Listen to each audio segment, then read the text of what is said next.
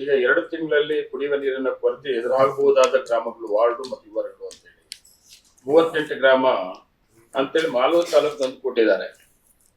38 ಅಲ್ಲ, ಸ್ವಲ್ಪ ಮಾಹಿತಿ ಸರ್ಕಾರಕ್ಕೆ ಕರೆಕ್ಟ್ ಆಗಿ ನಾವು ಕೊಡಬೇಕಾಗ್ತದೆ. ಅವಾಗ ಸರ್ಕಾರದಲ್ಲಿ ಕೂಡ ಅದು ಸರ್ಕಾರ ಗಮನಕ್ಕೆ ಕೂಡ ಇರ್ತದೆ. ಪ್ರತಿ ಡೇ ಎಷ್ಟು ಹಳ್ಳಿಗಳಲ್ಲಿ ನೀರು ಕಡಿಮೆ ಆಗಿದೆ, ಎಷ್ಟು ಹಳ್ಳಿಗಳಲ್ಲಿ ನೀರು ಟೋಟಲ್ ನಿಂತೋಗಿದೆ ಅನ್ನೋದನ್ನ ನಾವು ಪ್ರತಿದಿನ ಲೋಕಲ್ ಇರೋರು ನಮಗೆ ರಿಪೋರ್ಟ್ ಇರ್ತದೆ. ತಾವು ಗ್ರಾಮ ಪಂಚಾಯತ್ ವಾರು ರಿಪೋರ್ಟ್ ತಗೊಬೇಕಾಗ್ತದೆ. ಇದು ತುಂಬಾ ಪ್ರಾಬ್ಲಮ್ಸ್ ಆಗ್ತಾ ಇದೆ ಪ್ರತಿ ಡೇ. ಕಾರಣ ಏನಂದ್ರೆ ನಮಗೆ ಈ ಪ್ರಾಬ್ಲಮ್ಸ್ ಕಂಟ್ರೋಲ್ ಮಾಡಬಹುದಾಗಿತ್ತು. ವಿಶೇಷವಾಗಿ KC ವ್ಯಾಲಿ ನೀರು ಏನ್ ಬರ್ತಾ ಇತ್ತು ಅದನ್ನ ತುಂಬಾ ಕಡಿಮೆ ಮಾಡಿಬಿಟ್ಟಿದ್ದಾರೆ. ಅದು ಬರುವಂತ ನೀರನ್ನ ಒಂದು ಏರಿಯಾ ಮಾತ್ರ ಹೋಗ್ತಾ ಇದೆ ಅಂತ ಕಂಪ್ಲೇಂಟ್ಸ್ ಇದೆ. ಈಗ ಕೋಲಾರ ಮತ್ತೆ ಶ್ರೀನಿವಾಸಪುರ ಕಡೆ ಹೋಗ್ತದೆ ಅಂತಲ್ಲ ನಮ್ಮ ಮಾಹಿತಿ. ಯಾರು ಕೂಡ ಇದು ಮಾಡ್ಕೋಬೇಕು. ಒಂದ್ ನಿಮಿಷ, ನಮಗೆ ಮಾಲೂರು ಮತ್ತೆ ಬಂಗಾರಪೇಟೆಗೆ ಬರ್ಬೇಕಾಗಿದ್ದಂತ ನೀರು ಟೋಟಲ್ ನಿಂತೋಗಿದೆ. ಎಲ್ಲೆಲ್ಲಿ KC ವ್ಯಾಲಿ ನೀರಿದೆಯೋ ಅಲ್ಲಿ ಡ್ರಿಂಕಿಂಗ್ ಪ್ರಾಬ್ಲಮ್ ಇಲ್ಲ. ಇದು ತುಂಬಾ ವಿಶೇಷವಾಗಿ ತಗೊಂಡು ಎಲ್ಲಿ KC ವ್ಯಾಲಿ ಕಡಿಮೆ ಆಗಿದೆ ಯಾಕೆ ಕೊಡ್ತಾ ಇಲ್ಲ. ಕೆಲವು ಅಧಿಕಾರಿಗಳು ಸ್ವಲ್ಪ ಅದ್ಯಾರು ಮೊದಲಾರು ಇದ್ರು, ಅವರು ತುಂಬಾ ಮೇಂಟೈನ್ ಬರುವಂತ ನೀರಲ್ಲಿ ಯಾವ ಕಡೆ ಎಷ್ಟೆಷ್ಟು ಕೊಡ್ಬೇಕು ಅಷ್ಟು ಸಲ ಹಂಚಿಕೆ ಆಗ್ತಾ ಇತ್ತು.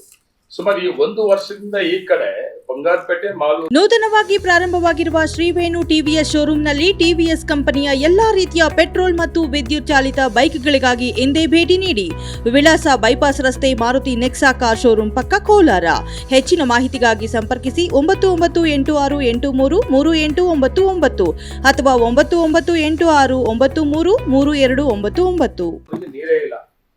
ಆ KC ವ್ಯಾಲಿಯನ್ನು ಸ್ವಲ್ಪ ನೀವು ಮ್ಯಾನೇಜ್ ಮಾಡಿದ್ರೆ ಈ ಡ್ರಿಂಕಿಂಗ್ ವಾಟರ್ ಆದಷ್ಟು ಮ್ಯಾಕ್ಸಿಮಮ್ ಕಂಟ್ರೋಲ್ ಮಾಡಬಹುದು ಯಾವ ಅಭಾವದಲ್ಲಿ. ಅದ್ರ ಜೊತೆಗೆ ಎರೆಗೋಳು ಕೂಡ ಮಾತಾಡ್ತಾ ಇದ್ರು ನಾಡ್ಸಂಬರು. ಎರೆಗೋಳು ಕೂಡ ಅಷ್ಟೇ ನೀರು ಕಡಿಮೆ ಆಗಿದೆ. ಸ್ವಲ್ಪ ಅದು ಮೇಂಟೆನೆನ್ಸ್ ಮಾಡುವಂತದ್ದು ಮತ್ತೆ ರಿಪೇರಿ ಆಯ್ತಂದ್ರೆ ಆ ಸ್ಥಳೀಯ ಗ್ರಾಮ ಪಂಚಾಯತಿ ಮತ್ತೆ ನಗರಸಭೆನೇ ಮಾಡ್ಬೇಕು ಅಂತ ಇರೋದ್ರಿಂದ ನಾನು ಉದಾಹರಣೆ ಒಂದು ಕೊಡ್ತೀನಿ. ಒಂದು ಟ್ರಾನ್ಸ್ಫಾರ್ಮ್ ಬರ್ನ್ ಆಗಿದ್ದು ಅದು ರಿಪೇರಿ ಮಾಡಕ್ ಆಗ್ಲಿಲ್ಲ. ಅದ್ರ ಜೊತೆಗೆ ಇನ್ನೊಂದು ಜಿಲ್ಲಾಧಿಕಾರಿಗಳ ಗಮನಕ್ಕಿದೆ, CO ಅವ್ರ ಗಮನಕ್ಕಿದೆ. ಮಾರ್ಕಂಡೆ ಡ್ಯಾಮು ನಮ್ಮ ಕಾಲದಲ್ಲಿ ಯಾವಾಗ್ಲೂ ಮಾಡಿರೋದು 186 ಹಳ್ಳಿಗೆ ಡ್ರಿಂಕಿಂಗ್ ವಾಟರ್. ಇವತ್ತು ಆ ಡ್ಯಾಮ್ ಅಲ್ಲಿ ಇರುವಂತ ನೀರು 186 ಹಳ್ಳಿ ಮಾಲೂರು ತಾಲೂಕ್ ಮತ್ತೆ ಬಂಗಾರಪೇಟೆ ಕೂಡ ಕೊಡಬಹುದು ನೀವು. ಅಷ್ಟು ನೀರಿದೆ. ಆದ್ರೆ ಸುಮಾರು 45 ಕೋಟಿ ಖರ್ಚು ಮಾಡಿರೋದನ್ನ ಆ ರಿಪೇರಿ ಏನೋ ಆ ಪಂಪ್ ಮೋಟರ್ ರಿಪೇರಿ ಮತ್ತೆ ಟ್ರಾನ್ಸ್ಫಾರ್ಮರ್ ರಿಪೇರಿ ಮಾಡಕ್ಕಾಗದೆ ಇವತ್ತು ಅದು ನಿಂತೋಗಿರೋದ್ರಿಂದ ಕೂಡ ಸುಮಾರು ಅರ್ಧ ತಾಲೂಕಿಗೆ ಕೊಡ್ತಾ ಇದ್ದಂತ ನೀರು 186 ಹಳ್ಳಿಗೆ ಅದು ಕೂಡ ನೀವು ಇವತ್ತು ರಿಪೇರಿ ಮಾಡಿಕೊಟ್ರೆ, ಸರಿ ಮಾಡಿಕೊಟ್ರೆ ಮಾರ್ಕಂಡೆ ಡ್ಯಾಮ್ದು ಮಾಲೂರು ತಾಲೂಕು ಮೊದಲು ಏನಾಗಿತ್ತು ಅದ್ರ ಜೊತೆಗೆ ಪಕ್ಕದ ತಾಲೂಕು ಕೂಡ ನೀರು ಕೊಡಬಹುದು. ಅದು ಸ್ವಲ್ಪ ತಮ್ಮ ಗಮನಕಣ. ಯರಗೋಳ್ ಮತ್ತೆ ಮಾರ್ಕಂಡೆ ಡ್ಯಾಮ್ ಮತ್ತೆ KC ವ್ಯಾಲಿ ಈ 3 ಪಾಯಿಂಟ್ ಅನ್ನ ಸರಿ ಮಾಡಿಕೊಟ್ರೆ ನಾವು ಕಂಡೀರ ಹರಿದಂತ ಅಭಾವ ಇದು ನಾ ಯಾವತ್ತೂ ನೋಡಿಲ್ಲ. ಮಳೆ ಇಷ್ಟು ಕಡಿಮೆ ಆಗಿದ್ದು ನನ್ನ ಬುದ್ಧಿ ಬಂದ ನಮ್ಮ ಜಿಲ್ಲೆಯಲ್ಲಿ. ಇವತ್ತಿನ ಈಗ ಸಂದರ್ಭದಲ್ಲಿ ಯರಗೋಳ್ ಒಂದ್ ಕಡೆ, KC ವ್ಯಾಲಿ ಒಂದ್ ಕಡೆ ಮತ್ತೆ ಮಾರ್ಕಂಡೆ ಡ್ಯಾಮ್ ಒಂದ್ ಕಡೆ ಸ್ವಲ್ಪ ತಗೊಂಡ್ರೆ ನನ್ನ ಪ್ರಕಾರ ಮ್ಯಾಕ್ಸಿಮಮ್ ಕಂಟ್ರೋಲ್ ಮಾಡಬಹುದು ಡ್ರಿಂಕಿಂಗ್ ವಾಟರ್ ಅನ್ನೋದು ಕೂಡ ಅದು. ಆಮೇಲೆ ಜೊತೆಗೆ ಇನ್ನೊಂದು ವಿಷಯ ಪ್ರಸ್ತಾಪ ಮಾಡೋದೇನಂದ್ರೆ, ಮೊದಲು ಫಸ್ಟ್ ಟೈಮ್ ನಾನು MLA ಆಗಿದ್ದಾಗ ಔಟ್ ಆಫ್ ಆಕ್ಷನ್ ಡ್ರಿಲ್ ಮಾಡ್ತಾ ಇದ್ವಿ. ಎಲ್ಲಿ ನೀರ್ ಪ್ರಾಬ್ಲಮ್ಸ್ ಅಂದ್ರೂ ಕೂಡ ದುಡ್ಡಿರ್ಲಿ ಅವ್ರಿಗೆ ತಕ್ಷಣ ಡ್ರಿಲ್ ಮಾಡಿಸುವಂತದ್ದು, ಸರ್ಕಾರದಿಂದ ದುಡ್ಡು ಬಂದ್ಮೇಲೆ ಕೊಡ್ಸೋಂಥದ್ದು ಆಗ್ತಾ ಇತ್ತು. ಈಗ ಅದು ಮಾಡ್ತಾ ಇಲ್ಲ. ದುಡ್ಡಿಲ್ಲ ಅಂದ್ರೆ ಯಾರು ಬರಲ್ಲ.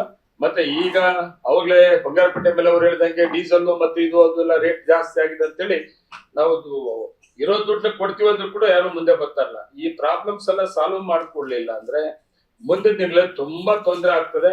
ಕುಡಿಯೋ ನೀರಿಗೆ ವಿಶೇಷವಾದ ಒತ್ತನ್ನು ಕೋಲಾರ ಜಿಲ್ಲೆ ಕೊಡಬೇಕು ಅಂತೇಳಿ ನಾನು ಮಂತ್ರಿಗಳಲ್ಲಿ ರಿಕ್ವೆಸ್ಟ್ ಮಾಡ್ತಾ ಇದ್ದೀನಿ. ವಿಶೇಷವಾಗಿ ಇದು ಅವಕಾಶ ಕೋಲಾರ ಜಿಲ್ಲೆ ಕೊಡಬೇಕು. ರಾಜ್ಯದಲ್ಲಿ ಬೇರೆ ಬೇರೆ ಜಿಲ್ಲೆಗಳೇನೋ, ಕೋಲಾರ ಜಿಲ್ಲೆ ತುಂಬಾ ಕಷ್ಟದಲ್ಲಿರುವಂತದ್ದು ಅಭಾವ ಇದು ಯಾವತ್ತೂ ಕಂಡು ಅರಿಯದಂತ ಅಭಾವ ಇದೆ. ಅದಕ್ಕೆ ನಾವು ಅತಿ ಹೆಚ್ಚಿಗೆ ಬೇರೆ ಬೇರೆ ತಾಲೂಕುಗಳಿಗೆ 1 ಕೋಟಿ ಕೊಡ್ತೀವಿ ಜಿಲ್ಲಾವರು ಅಂತ ತಾವು ಹೇಳಿದ್ರಿ. ಇದು ಬೇರೆ. ಕೋಲಾರ ಜಿಲ್ಲೆ ತುಂಬಾ ನೋಡಿದ್ರಿ, ಫೀಲ್ಡ್ ಕೂಡ ನೋಡಿದ್ರಿ. ಅದರಿಂದ ನಮ್ಮ ಜಿಲ್ಲೆಗೆ ಅತಿ ಹೆಚ್ಚಿನ ಅವಕಾಶವನ್ನ ಒತ್ತನ್ನ ಕುಡಿಯೋ ನೀರು ಕೊಡಬೇಕು ಅಂತ ನಾನು ರಿಕ್ವೆಸ್ಟ್ ಮಾಡ್ತಾ ಇದ್ದೀನಿ. ನಂದು ಪ್ರಸ್ತಾವನೆ ಮಾಡೋದಷ್ಟೇ. ಓಕೆ.